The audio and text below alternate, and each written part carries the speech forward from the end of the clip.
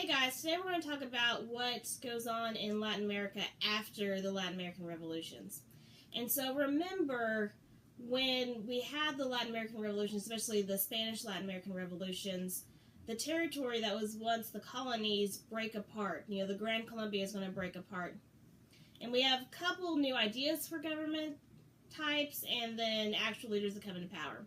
So we have this argument on what type of government to have, a centralist government or a federalist government.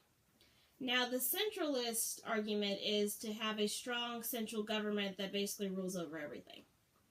The federalist is the system we have in the United States, where the national government has some powers and then local government has other powers. And so it's kind of a balance of power system. And so this gives more towns and local rulers more rights than the centralist government does.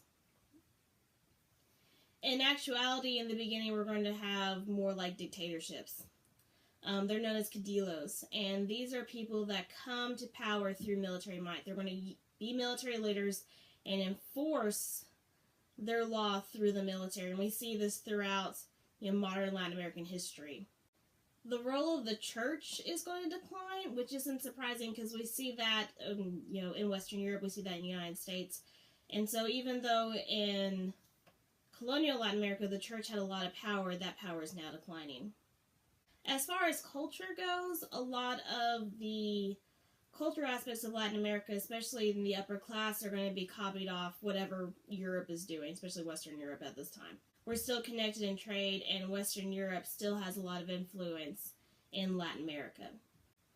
One group of people that we have in Latin America this time are known as the Gauchos. They're basically the equivalent of cowboys. And just like we romanticize cowboys in movies and stories, they're going to romanticize Gauchos. Women at this time are going to have a little bit more power if you were in the lower class. And again, we see this especially in Western Europe with the rise of the Industrial Revolution, that while women are working, especially lower class women, they tend to get more freedoms and rights because they have to when they're working.